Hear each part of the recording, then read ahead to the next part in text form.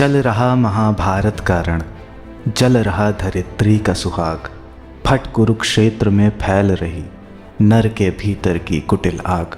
भारत की धरती मानव की महान गाथाओं की जननी और परंपराओं की प्रेरणा है।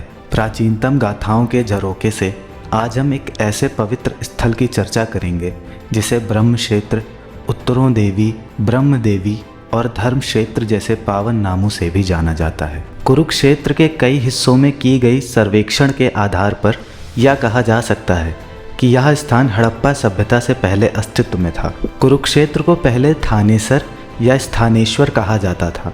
थानेसर नाम संस्कृत के स्थानेश्वर से लिया गया है, जिसका अनुवाद भगवान का स्थान किया जा सकता है।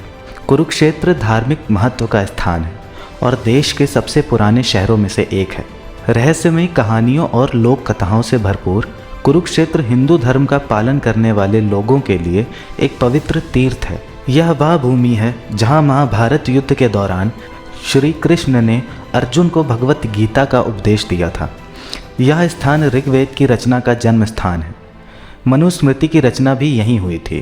कर्नाटक के मैसूर के यड़तोरे मठ के मठाधीश के शंकराचार्य योगानंदेश्वर पीठाधिपति शंकर भारती महास्वामी ने कहा था कि कुरुक्षेत्र विश्व की आध्यात्मिक राजधानी है। इसी धरा पर अर्जुन ने भगवान कृष्ण के विराट स्वरूप के दर्शन भी किए थे और श्री कृष्ण ने गीता का उपदेश देकर समस्त मानव जाति के कल्याण का कार्य किया था।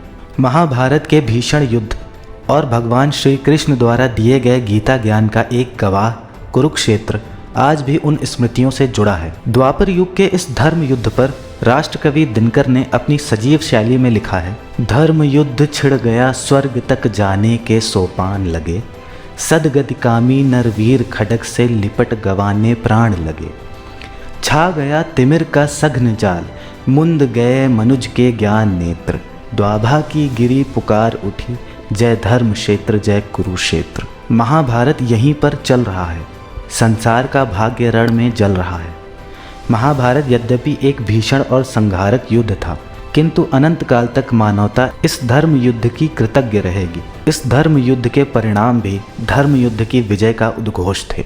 परंतु इससे भी कहीं अधिक भगवत गीता के संदेशों ने मानवता को कर्म योग का मार्ग दर्शाया, जो युगों तक प्रासंगिक रहेंगे। कुरुक्षेत्र की पावन भूमि पर ही अर्जुन ने भगवान श्री कृष्ण के विराट स्वरूप के दर्शन किए और इस क्षेत्र को विश्व की आध्यात्मिक राजधानी बनने का गौरव प्राप्त हुआ। कुरुक्षेत्र के लगभग सभी दर्शनीय स्थल महाभारत काल की स्मृतियों को सजोए हैं और बड़ी संख्या में जनमानस को आकर्षित करते हैं। इन पावन स्थलों के क्रम में पहला स्थान है ज्योतिसर। ज्योतिसर वह स्थान है जहाँ महाभारत युद्ध के प्रारंभ से कुछ पल पहले ही अर्जुन को गीता का ज्ञान देकर उनको भय, संचय और मोह की स्थिति से मुक्त किया था और उसके उपरांत अपने दिव्य स्वरूप का दर्शन कराया था। ज्योतिसर में स्थित वट वृक्ष को वही वृक्ष माना जाता है जो गीता के उपदेश का गवाह बना था। श्री कृष्ण द्वारा अर्जुन को गीता का उपदेश देते हुए संगमरमर के तट पर एक विशाल मूर्ति बनी हुई है। कुरुक्षेत्र के प्रमुख पर्यटन स्थलों की श्रृंखला में शामिल भीष्म कुंड थानेसर के नरकटारी में स्थित है। यह कुंड कौरवों और पांडवों के पूर्वजों को समर्पित एक बड़ा जलमग्न स्थान है। भीष्म कुंड भारत की पौराणिक दृष्टि से एक अत्यंत पवित्र स्थान है, क्योंकि महाभारत काल में यहाँ पर पितामह भीष्म को बाणों की शैया पर अर्जुन ने लिटा दिया था। महाभारत के 10वें दिन अर्जुन ने बाणों की शैया पर सो रहे पितामह की प्यास बुझाने के लिए तीर से धरती माता की गोद से जल प्रकट किया और पितामह भीष्म की प्यास बुझाई। कुरुक्षेत्र के आध्यात्मिक और पौराणिक स्थलों में भद्रकाली मंदिर की भी बहुत अधिक मान्यता है।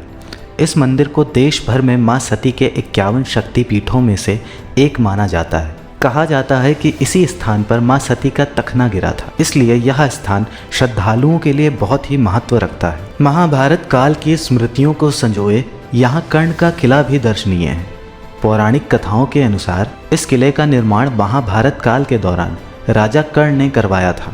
यहाँ एक अत्यंत प्राचीन किला है जिसे भारतीय पुरातात्विक विभाग सर्वेक्षण द्वारा उजागर किया गया है। भारत समन्वय परिवार का प्रयास है कि हम अपनी संस्कृति और आस्था से जुड़े इन पवित्र स्थानों की कथाओं और संदेशों से जन जन को परिचित कराएं।